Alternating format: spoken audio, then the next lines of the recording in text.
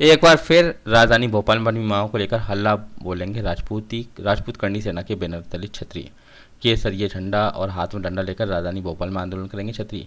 राजपूत करनी सेना के राष्ट्रीय अध्यक्ष डॉक्टर राज शेखावत ने 27 अगस्त को 10 बजे से राजधानी भोपाल में महापड़ाव की शुरुआत होने की बात कही है।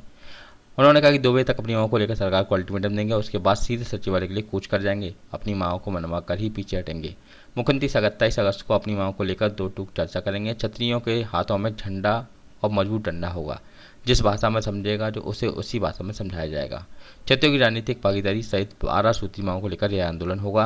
राजपूत करनी सेना की मांग है कि मध्य प्रदेश में इस बार क्षत्रिय मुख्यमंत्री क्षत्रिय बाहुल्य विधानसभा सीटों पर प्रमुख राजनीतिक पार्टी से टिकट न मिलने पर निर्दलीय मैदान में उतारे जाएंगे।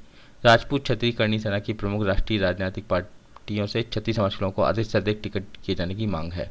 राजपूत क्षत्रिय करनी सेना ने मध्य प्रदेश विधानसभा की 230 सीटों में से 80 से लेकर 100 सीटों तक टिकट दिए जाने की प्रमुख पार्टियों से मांग की है। राजपूत क्षत्रिय करनी सेना के राष्ट्रीय अध्यक्ष डॉक्टर राज शेखावत सर्वे का हवाला देते हुए कहा कि मध्य प्रदेश की कई सीटें क्षत्रिय बाहुल्य है। मैं तो नहीं मानता उसको अच्छी बात। जो क्षत्रिय समाज पूरे देश में राज करता था, 567 रजवाड़े हमने इस अखंड भारत के लिए समर्पित कर दिए। आज इतनी सी सीटें देके हमारे को फांसी में धकेल दिया। क्यों भाई?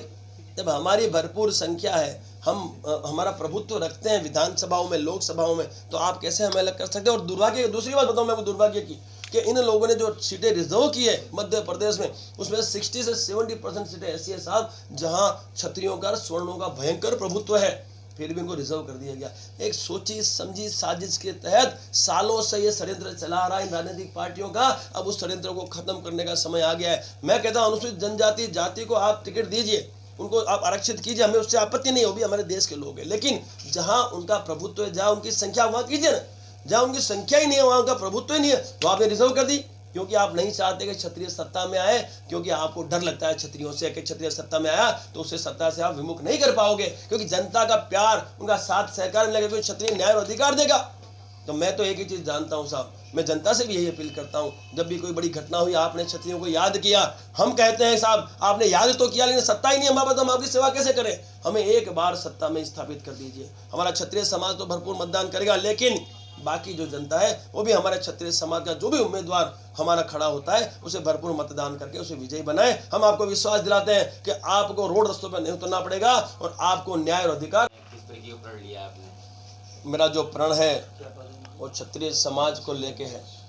क्षत्रिय समाज को समस्त भारत में सत्ता में स्थापित करूंगा। ये केसरिया धारण किया है, सफेद वस्त्र धारण किया है। इस लोकतंत्र लोकशाही में ये जो विधानसभा, लोकसभा, राज्यसभा, ग्राम पंचायत, जिला पंचायत, ये सभी राजे रजवाड़े ही हैं। और ये राजे रजवाड़े क्षत्रियों को जीतने के लिए युद्ध नहीं, चुनाव लड़ने होंगे, लड़वाने होंगे और सत्ता में स्थापित करना होगा और भरपूर हमें मतदान भी करना होगा, ताकि क्षत्रिय समाज सत्ता में आए और जनता की सेवा करे। ये आज आए दिन लोग रोड रास्ते पे उतरते हैं अपनी मांगों को लेकर। क्या आवश्यकता है? देश के लोग नहीं, हमारे देशवासी जो हैं उन्हें रास्ते पे क्यों उतरना पड़ता है? तो मैं तो यही कहता हूँ कि क्षत्रिय सत्ता में आएगा तो आपको रोड रास्ते पे उतरने की आवश्यकता नहीं। आप सीधा हमारे पास आइए, आप हमारे पास आइए, आपकी मांग रखिए, आपकी मांग जायज होगी और जनहित में होगी, तुरंत मानी जाएगी। तो क्षत्रिय यदि सत्ता में आएगा तो जनता को लाभ है, देश की हिंदुस्तानियों को लाभ है, देश के उज्जवल भविष्य के लिए नुकसान नहीं है, फायदे कारक है। इसलिए मैं आपके माध्यम से जनता से ये कहूँगा कि हमें एक मौका दीजिए। इस बार जो विधानसभा के चुनाव है, उन विधानसभा के चुनाव में हमने राजनीति